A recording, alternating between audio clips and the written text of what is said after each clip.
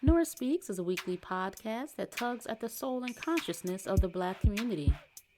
With show topics such as youth empowerment, education, women's impact, and civic engagement, Nora Speaks challenges the listener to not only join the movement, but be the movement.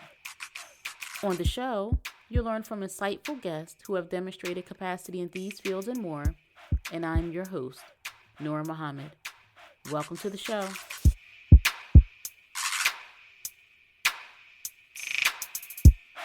Welcome to episode 255 of the Nora Speaks podcast, and I am your host and your sister, Nora Muhammad. As always, it is a privilege and a blessing to be with you and to share information that I believe is critical to addressing the needs and concerns of our people. And I am very proud and I'm grateful for the opportunity to do so. And as I was thinking about this episode, um, I wanted to title it Calm Down, but instead of that, um, I think that what we are looking at, the loss of DEI in certain sectors of corporate America, um, Target, Ford, Walmart, and the proposed boycotts and everything that's happening since the inauguration of the 47th president of the United States. We do have to calm down. What I see that mainstream media is on this campaign. It seems like they have a campaign of fear and terror. And I know that a lot is going on. And I know that many people have a lot of questions, and rightly so. However, operating from a posture of fear and terror and insecurity is never a good posture to operate from. And as we see many of these corporations rescinding their DEI, diversity, equity, and inclusion policies that ultimately were not a consideration until the murder of George Floyd in 2020. And we saw so many companies coming out in some way expressing their support of equality, of diversity, of inclusive practices, hiring, contracting. And let's be very, very clear that that was like a reactionary move towards inclusiveness, or a reactionary move towards equity. And anytime that there's some sort of national focus on an incident that grabs the attention, and not just in the U.S., but that incident grabbed the attention of the world, then we can, by historical pattern, predict that corporations will, make commercials, institute policies, and engage in rhetoric that suggests they're supportive of minorities, quote unquote minorities, that they are interested in equity, and that they want to level in an unequal and unleveled playing field. Now, this is the posture that they take after some sort of national incident. And it's expected, and that's what they did. And now we are looking at 2025 and corporations rescinding these policies that they said they believed in 2020 and 2021, that they said were important to them, that they said aligned with their values. The question I thought at that point was, did they not align with your values prior to the murder of George Floyd? And so in rescinding these policies, what are your values today? And I did read where Walmart was, and I suppose some of these other corporations that they are going to engage in, instead of DEI, MEI, which is merit, excellence, and intelligence, and that they will select candidates for employment or perhaps contracting based solely on qualifications, abilities, and intelligence. And I think in any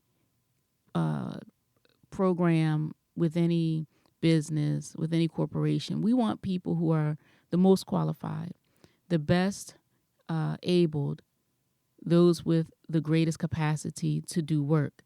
What we also know that there are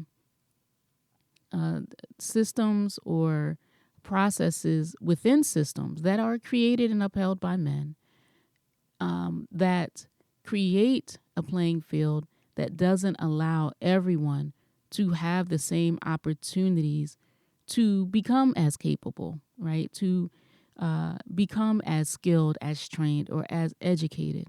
But all that aside, we need to calm down. We need to take a step back. And what I am thinking about is the message from Nora Speaks podcast over these last 5-6 years, in which I talk about the accountability and responsibility that we have, that our community has, that our people have, to advancing our interests and meeting the demands of our needs, our collective needs. This has been something that's been echoed on this podcast. This is something that's been shared on other media sources like CROE TV. You've heard Brother Mandine Muhammad, Brother Jamil Muhammad out of CROE, Sister Akila Ali, also out of CROE. A media source that's giving us information that's for us so that we understand ultimately what our objective should be. Another media source, Muhammad Speaks radio show that airs every Tuesday at 8 p.m. on WTMR radio, which streams on iHeart, which streams on TuneIn. And you can follow these media outlets, those and Nora Speaks, and listen to a message that's about self-help. That's about doing for self. That's about not waiting for our government to secure a future. Because what happens when government changes cabinets, changes office holders, changes ideologies, changes directions? And so if we are just going to be beholden to the beneficent of government leaders, political figures, and corporate leaders, then we are vulnerable, and we're vulnerable to the whims of change. And what is constant is that we have to eat. What is constant is that we need shelter. What is constant for us is that we need quality education. What's constant for us is that we need safe communities. We need families that are intact and strong. We need great nutrition to fuel our bodies and minds so that we can have the capacity, the physical capacity, the mental capacity to challenge the circumstances that keep us at the bottom in the great statistics and at the top in the poor statistics. So our focus has so often been about creating opportunities for us to infiltrate or be included in corporations, to be included in government. And what happens when that inclusion goes away? You know, we can submit lawsuits, or we can say that our civil rights have been impeded. What we've been saying is that our human rights have never been respected. And so we can be the pawns on the chessboard that's being used for the favor and advantage of others, but never for the favor and advantage for ourselves. Our favor and advantage comes when we are working together in a unity among ourselves and creating a strength in the unity, recognizing that we have needs that we must meet. And so our eyes and ears are summoned to what's happening in D.C., what's happening on CNN and Fox News and MSNBC. But look outside our doors. Look outside our very doors, and we will find what our agendas should be. We will find where we are most in need and the issues that require the greatest attention right there outside our doors, in our homes, in our schools, at our doctor's offices because we have high blood pressure, high blood sugar. Our eyesight is poor because of diabetes. We're having joint pain. We are exhibiting challenges at the young age of 50 that we shouldn't be thinking about until we're 90. So yeah, we have issues, and issues that we should be addressing. And so I want to urge our community to calm down and try not to be railroaded into the hype that media, corporate pundits, politicians, and fear mongers, and terrorists, or it's those with terroristic ideas, want us to fall into.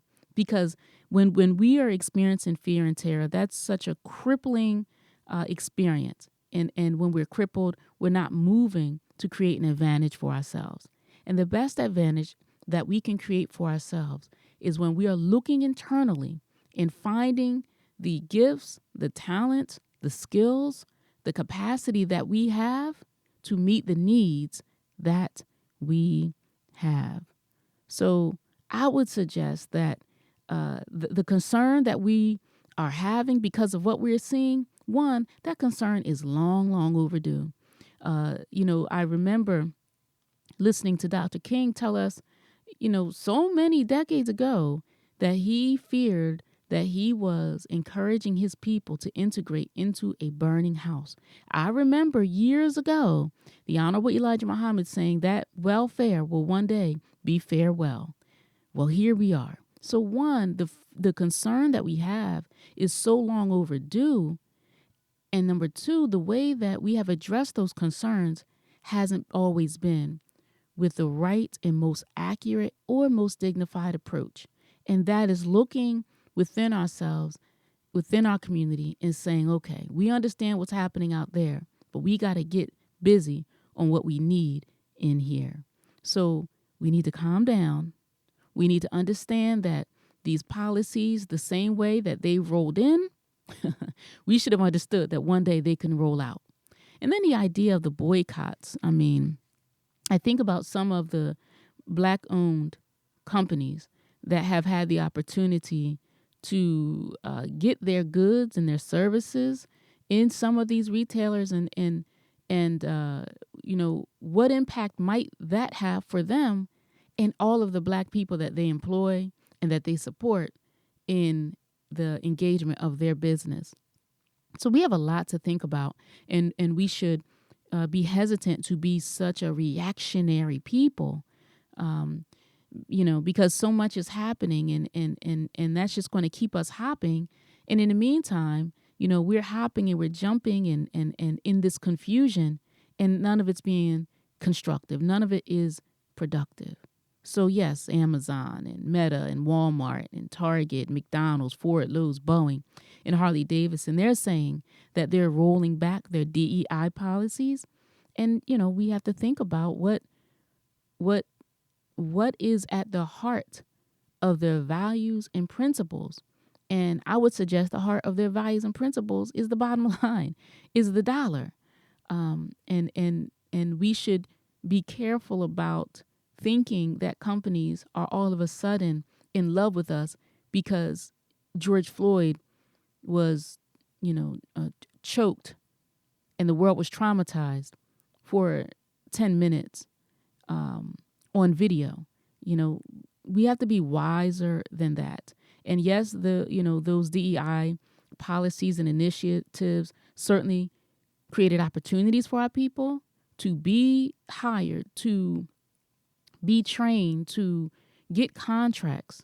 But those were also opportunities where those people who were hired, trained, and received contracts, it was an opportunity for them to learn. And they can bring what they've learned through the advantage or the potential advantage that they got from the DEI policies.